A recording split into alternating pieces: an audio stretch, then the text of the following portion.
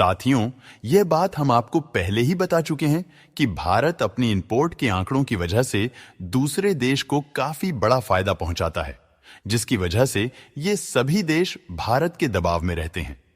कुल मिलाकर भारत के हाथ में ऑप्शंस काफी ज्यादा है। इसका सबसे बड़ा एग्जाम्पल यह है कि भारत को तेल की आपूर्ति करने वाले देशों में इराक, सऊदी अरब और ईरान के बाद वेनेजुएला चौथा सबसे बड़ा सप्लायर था।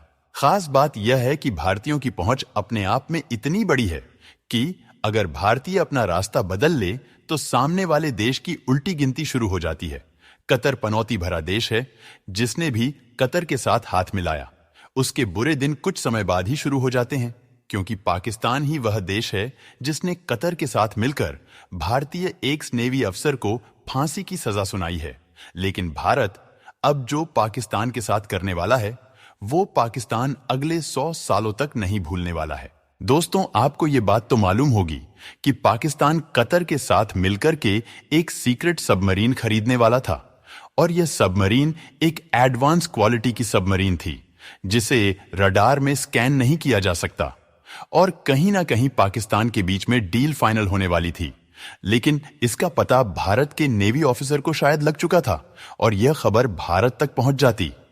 इससे पाकिस्तान को दुख होता, इसीलिए पाकिस्तान ने कतर के साथ मिलकर के उन 8 नेवी ऑफिसर को फांसी की सजा सुना दी। लेकिन इस बात में कितनी सच्चाई है यह अभी क्लियर नहीं बताया जा सकता, फिर भी रिपोर्ट्स अभी तक यही बता रही है। दोस्तों, आपको याद होगा फ्रांस काफी लंबे समय तक पाकिस्तान को डिफेंस इक्विपमेंट बेचता रहा, लेकिन जैसे ही भारत के अंदर उन्होंने प्रोडक्शन चालू किया, भारत को एक्सपोर्ट करने शुरू किए और पाकिस्तान से उनकी पूरी सप्लाई कट हो गई। और इस बार स्वीडन के साथ भी कुछ ऐसा होने वाला है। भविष्य में हम स्वीडन से अपनी कुछ बातें मनवाने वाले हैं, जहां पर यह कंपनी भारत के अंदर दुनिया की काफी ज्यादा एडवांस मानी जाने वाली शोल्डर फायर रॉकेट का मैन्युफैक्चर करेगी, और यहां पर इतनी एडवांस क्वालिटी में इन फायर रॉकेट को तैयार किया जाएगा जिन्हें भारत के डोमेस्टिक मार्केट के साथ साथ इंटरनेशनली भी सपोर्ट किया जाएगा। यानी कि मार्केट के अंदर पोटेंशियल बहुत ज्यादा है। और सबसे इंटरेस्टिंग बात यह है कि यह स्वीडन की पहली यूनिट होने वाली है जो उनके कंट्री से बाहर लगेगी। ये यूनिट हरियाणा के अंदर सेटअप की जाएगी, जिसमें इनिशियली करीब 500 करोड़ रुपए तक इन्वेस्टमेंट होगी और उसके बाद अपने इस इन्वेस्टमेंट प्लान को बढ़ाने वाली है।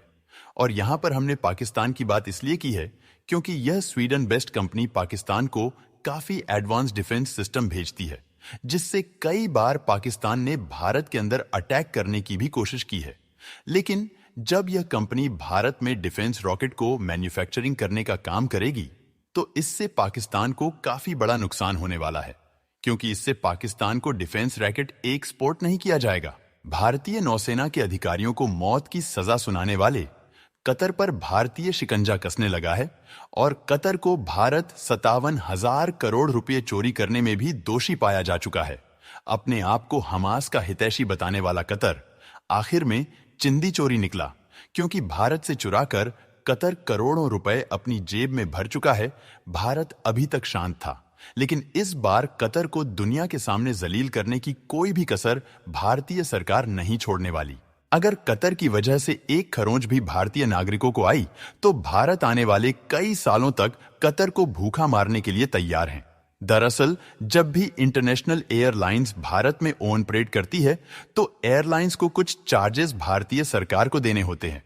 चार्जेस जैसे कि लीज, रेंटल, क्रू चार्जेस और फ्यूल चार्जेस।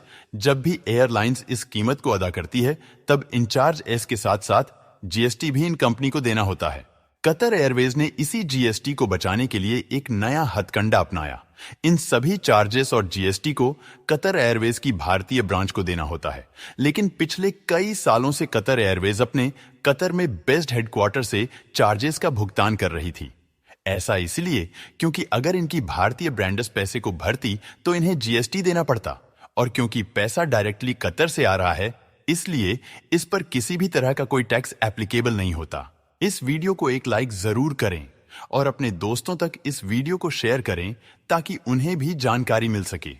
इसी तरह और भी नॉलेजेबल वीडियो देखने के लिए अपने भरोसेमंद चैनल को सब्सक्राइब करके बेल नोटिफिकेशन को ऑल पर जरूर रखें। वीडियो को अंत तक देखने के लिए धन्यवाद।